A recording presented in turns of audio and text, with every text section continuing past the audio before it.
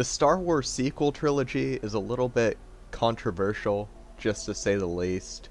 So these movies have been met with mixed reception by general audience and mostly negative reception by dedicated fans such as myself. So what's so wrong with these movies? There's plenty of people who like them. I personally don't think episode 7 is that bad. There's still a lot of stuff that kind of messed with the whole Star Wars canon inside that movie.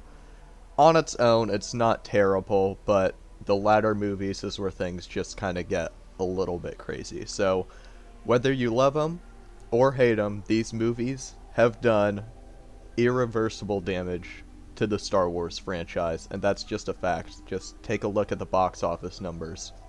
Star Wars, literally the greatest cinematic IP ever, has been reduced to a section on Disney's failing streaming service. So, love these movies or hate them, they did some irreversible damage, and I just want to talk about the greatest sins of the sequel trilogy. The First Order could have really been good villains, but it's just the writing failed them completely. I think the designs are good. I actually really like a lot of the ship designs, like the First Order TIE Fighter with a little red streak. I think it looks really good. A lot of their dreadnoughts and bigger fighters. And the way they organize themselves, like that whole scene with Hux giving the big speech on Starkiller Base towards them about how it's the downfall of the New Republic, the rise of the First Order and stuff like that. That's great. That's all good stuff, because it makes them appear like a truly intimidating force, you know, like these are some unnamed bad guys from World War II just turned into space. And the imagery really paints that picture, and that just makes them very easy to hate. And the reason they fail, though, is because they're incompetent. You can make them look as cool as you want to, but if they're incompetent, and they keep making mistakes, they keep letting people infiltrate their ranks so easily, they can't hit their shots. Why is everybody in this grand army so unbelievably stupid? I don't get it. Especially Hux is the biggest reason behind this. In episode 7, he's a pretty intimidating villain, but they just throw him under the bus immediately, starting in The Last Jedi with the "your mama" joke getting him angry. Off topic, but yeah, no, Hux was really done dirty, and he should have been the main focal point of the First Order. You know, the Empire's gone. We have the new young generation who's following the steps of their evil parents and stuff like that. That could have been good, but it just comes down to the writing completely ruined any effect that these villains could have had on the movies. Finn was done so dirty in the sequel trilogy. I feel so bad for John Boyega. I hope I'm pronouncing your last name right. Boyega? I think that's it. He's a big Star Wars fan. I remember hearing about how he was like freaking out with his brother when he got to share the trailer because look at me, I'm holding a lightsaber. Can you believe that? That's crazy. And then Disney just did absolutely nothing with his character. I still stand by the opinion that Finn should have been the lead of the sequel trilogy. An ex-stormtrooper turned resistance, turned Jedi. Like, that's something new, original, and fun. Something we hadn't seen before. Not to mention that John's a great actor. I think he does a great job with the limited material that Disney gives him. I feel like this speaks for most of the actors as well. Oscar Isaac and Daisy Ridley and stuff like that. I think they're good actors, but it's just, once again, the writing just fails to give them anything to do with their characters. Finn should have trained under Luke and became a Jedi, and then he could have given a whole big speech, maybe to the First Order, you know, like, hey, I was once just a mindless stormtrooper, like all of you, blindly following orders, but then I realized how messed up this is. Like, they just really gloss over the fact that kids were kidnapped and indoctrinated to become stormtroopers. That could have been something, but that's just another completely missed plot point. Finn was done so dirty. He should have been the main character. I mean, I think Rey's a whole different topic, but again, it just comes down to the writing. But it should have been John Boyega. I don't know why they didn't do anything with him. Clearly, Disney doesn't really care about their inclusion and stuff that they preach so proudly all that much. Just look at their, like, China poster compared to the US. So I don't know if that's the reason they kind of cut him out and reduced him to a guy who just shouts Rey every 5 seconds when he talks, if they were trying to get that international market money. I don't know. Either way, I feel so bad for the guy. He doesn't want to come back to Star Wars with the rumored Rey movie, and I say that's a smart decision, man. Stay away from it. Don't blame yourself. It wasn't you. It wasn't Daisy Ridley who ruined Star Wars. It was Disney's writing. Feel so bad for the guy.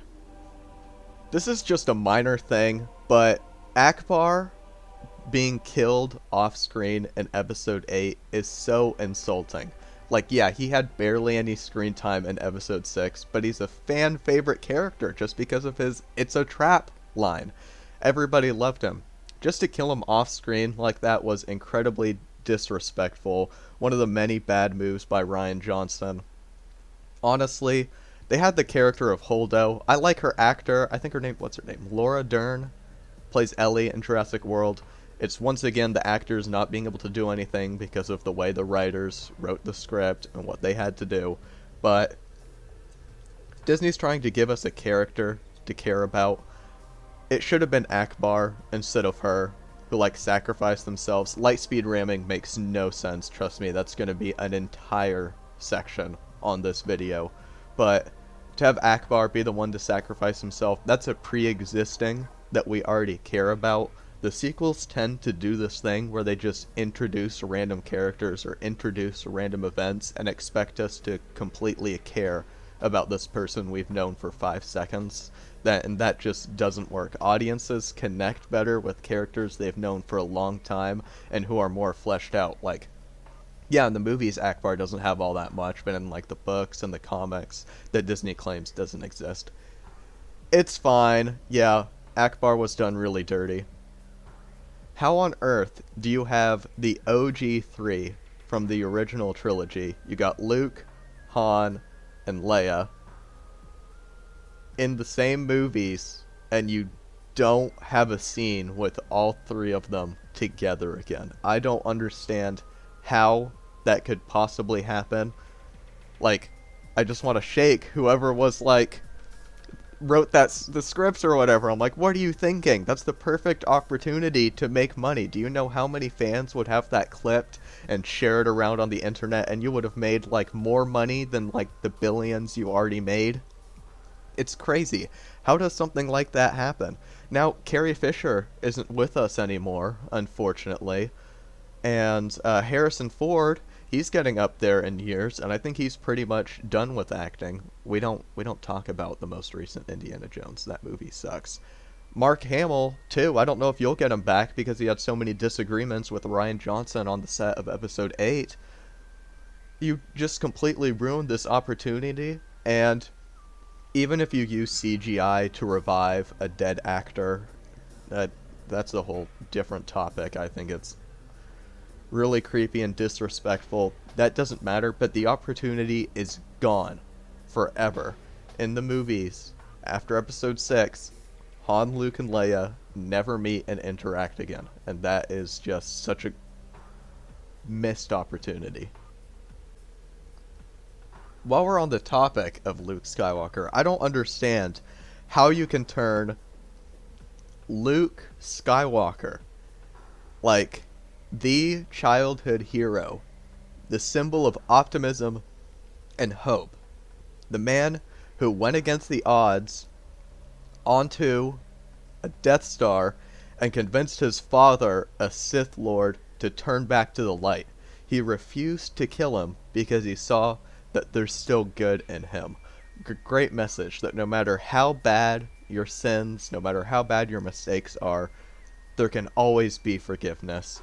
How do we turn that character into a man who tries to kill his nephew in his sleep because he senses the dark side in him, and then stays alone and depressed on an island, not helping the galaxy? Mark Hamill's a little bit of a wild guy, but I 100% agree with him on the statement of Rian Johnson where he said, "I fundamentally disagree with every decision you've made for this character," and that is right. This Luke Skywalker is not Luke from the movies, and if there is any sin of these movies that are the greatest, it would be that one. It would be the disrespect of Luke Skywalker. Palpatine won, which is crazy to think about. So we have that old stupid line, I'll probably play it here in a second. Somehow Palpatine returned. First Order spy, and it confirms the worst. Somehow Palpatine returned. Don't even ask me how that made it into a movie. Just, that's amateur level writing. Not even amateur, that's like preschool level writing. Somehow Palpatine returned. Gosh. But at the end of episode 9, Palpatine won. Rey is not a Skywalker. She is not at all related to them by blood. She's a Palpatine. Why does she say Rey Skywalker? Is it like Luke or something adopting her? I don't know. I don't know what that is. But if we're talking purely blood, which is an important thing, I think midichlorians are stupid, in my opinion. I think they've been fixed since then by saying that midichlorians aren't the cause of the Force, but they're just like a microscopic little cell thing that lives in hosts who have a high abilities with the Force. I think midichlorians are dumb, but you know, like bloodlines and stuff are very important in Star Wars. The Skywalker bloodline, you know, like that's what makes Kylo Ren so powerful and stuff like that. Rey's a Palpatine, not a Skywalker. At the end of episode 9, all of the Skywalkers are dead. Princess Leia's dead. Luke is dead. Luke had no children. Princess Leia had one child, a son, Ben Solo, Kylo Ren, who died and left no children. The Skywalkers are wiped out. They are no more.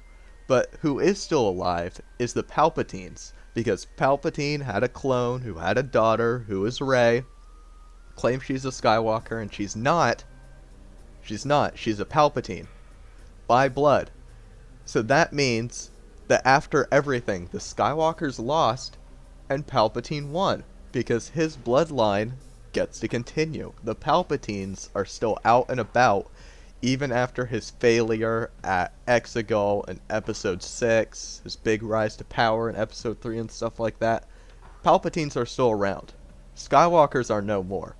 That is such a big oversight. I can't believe that actually made it through to the final actual story of the movies.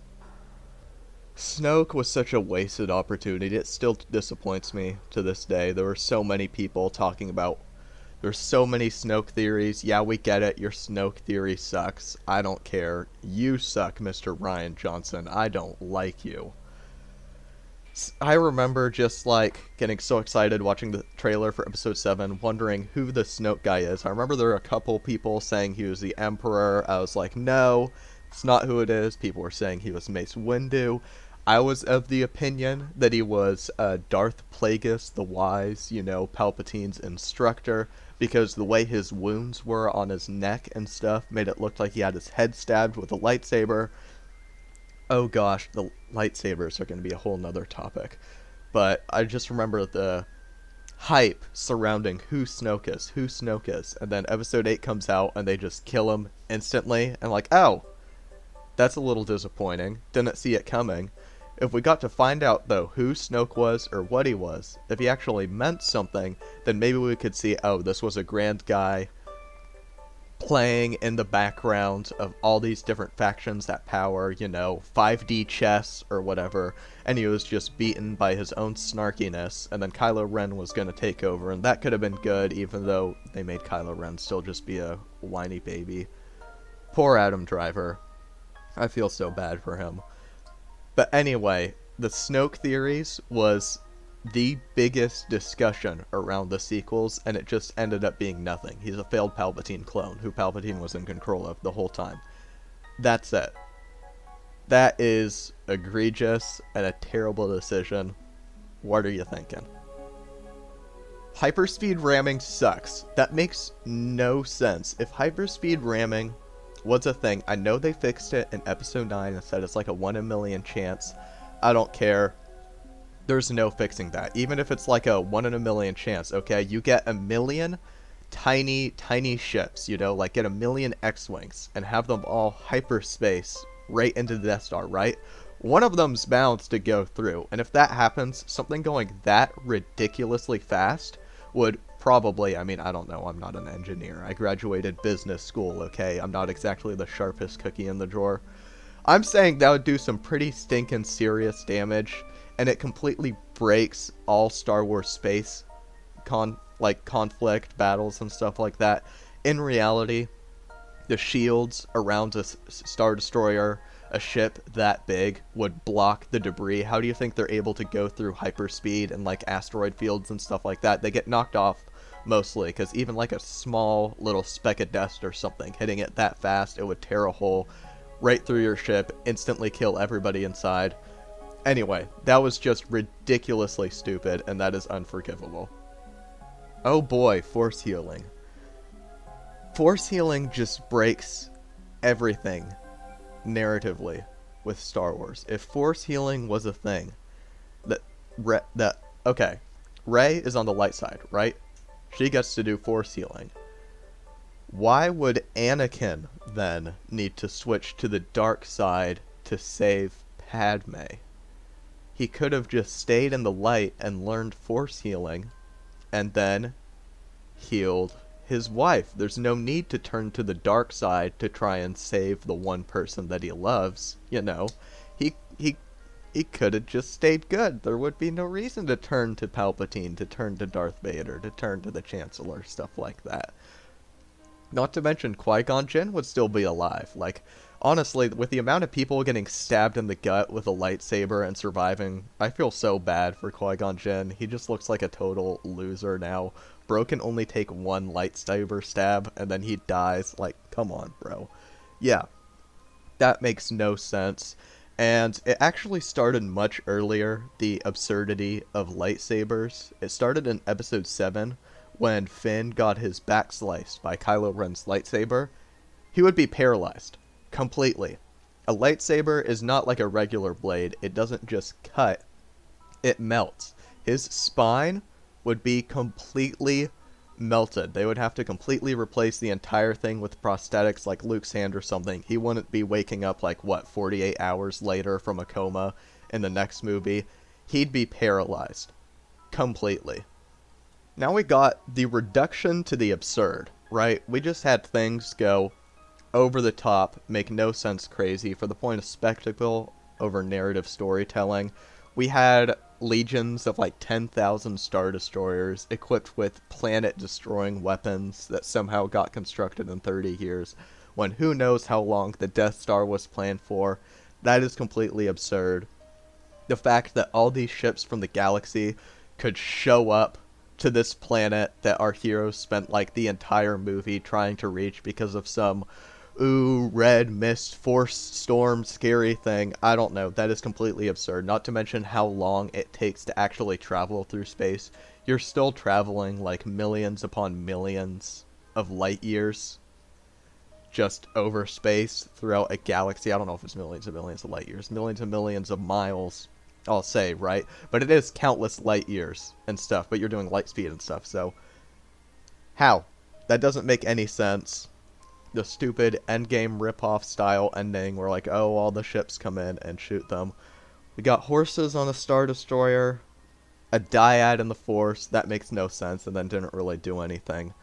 The fact that Luke just died after Force projecting himself. The fact that Kylo somehow swapped his life with Rey. Why couldn't Rey just Force heal him there? I don't know. There was also just a waste of good ideas. Like, Phasma was a really cool character, I feel, and they just did nothing with her. Like, maybe she could have been an old stormtrooper from the Empire days who helped create the First Order, and she's just ruthlessly evil. It could have been like her idea to go out, kidnap kids, indoctrinate them, turn them into stormtroopers, and that's why she's so high ranking. But no, they just had her get thrown in a garbage disposal and die. But no, then she's back in episode 8, and then she just dies again. It's really upsetting. Also, Starkiller Base was unpopular opinion of mine. I think Starkiller Base was a really good idea. It makes sense in lore. So the planet that the base was built on, I believe it's called Ilum. Correct me if I'm wrong. That is the planet that youngling Jedis would travel to collect kyber crystals to make their first lightsabers, right? We know from Rogue One and stuff that the Death Star, its laser, was made with kyber crystals. That's what was used to power it. So, yeah, why don't we just, like, hollow out all the mines that are already on this planet from Jedi coming here for generation upon generations? We have the kyber right there. We'll just turn the planet into our super weapon. That's no big deal. But no, they just blow the planet up. I think the First Order should have won in Episode 7. Like, yeah, nobody really likes it when the villain wins in the end. But, like, then the heroes it would make the First Order seem like such an intimidating threat. The heroes would come back, fight against all odds, this unbeatable force that still has their planet-destroying weapon. The Starkiller Base was a good idea. Just didn't really do anything with it.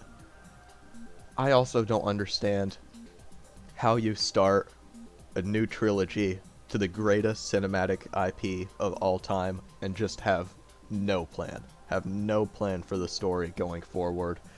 George Lucas gave you a plan. Like, yeah, you went a little bit crazy with the prequel trilogy, you know. George is a little bit of a goofy guy. I think the prequels aren't that bad. I really like Episode 3. Episode 1 and 2 are alright. I think Episode 3 is really good, just narratively. I know a lot of people like to complain about, like, the dance fights, you know, with the lightsaber scenes. It's a space opera. Anyway, you had a plan, and you threw it away. I don't get it. So anyway, that's just my opinion. What do you guys think about the sequel trilogy? I know a lot of people are saying they'll probably be looked back on more fonder as the years go by, just like how the prequel trilogy is now looked on a lot more fondly. I don't think so, and that's due to, as kind of executed poorly as the prequel trilogy was, it still had a good story at the end of the day. There was an idea, there's a complete narrative in those 3 movies. The sequel trilogy just doesn't, even if the effects look fantastic and everything like that. I know this isn't content I normally make, so if anybody watches my other videos is here watching, thank you for watching. Greatly appreciate it. Let me know what you guys think. If you want to see more stuff like this, let me know in the comments down below. Appreciate it. See you guys later. Take care.